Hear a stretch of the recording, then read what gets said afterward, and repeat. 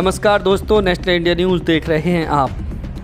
Britain के आम चुनावों में लेबर पार्टी ने प्रचंड जीत के साथ 14 साल बाद सत्ता में वापसी कर ली है। हाउस ऑफ कॉमन्स की 650 सीटों के लिए हुए चुनाव में से 641 सीटों के नतीजे आ चुके हैं। कीयर स्टारमर की अगुवाई में चुनाव मैदान में उतरी मुख्य विपक्षी पार्टी लेबर पार्टी को इन 641 में से 410 सीटों पर जीत मिली है। प्रधानमंत्री ऋषि सुनक की अगुवाई में चुनाव लड़ी कंजर्वेटिव पार्टी 119 सीटें ही जीत सकी है।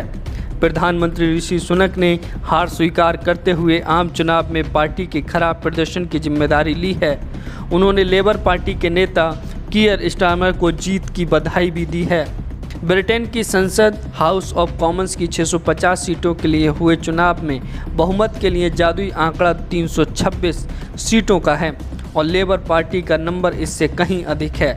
लेबर पार्टी की प्रचंड जीत और कंजर्वेटिव पार्टी की बड़ी हार के साथ ही बात एक छोटी पार्टी रिफॉर्म यूके और इसके नेता निगेल फराज की भी हो रही है। Nigel Farage house of Commons पहुंचने के लिए 7 बार चुनाव लड़ चुके हैं, लेकिन हर बार उनको हार का सामना करना पड़ा। 60 साल के निगेल फराज अपनी 8वीं कोशिश में जीत हासिल कर हाउस ऑफ कॉमन्स पहुंचने में कामयाब रहे हैं।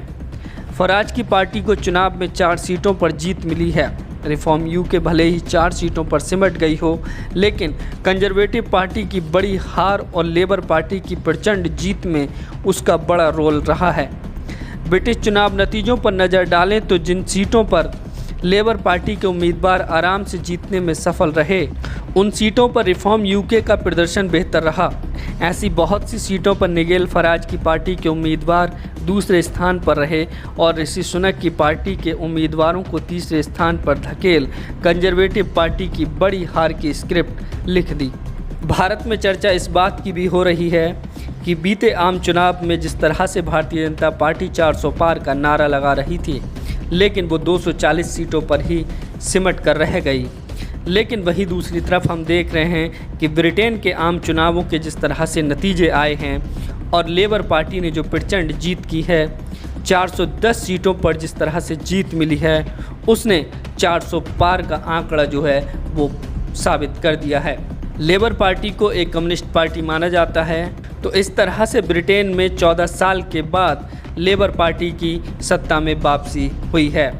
फिलहाल इस वीडियो में सिर्फ इतना ही। आप लोगों की क्या राय है कमेंट करके ज़रूर बताएं। चैनल पर अगर आप नए हैं तो प्लीज़ चैनल को सब्सक्राइब कीजिए, वीडियो को लाइक कीजिए, शेयर कीजिएगा। शुक्रिया।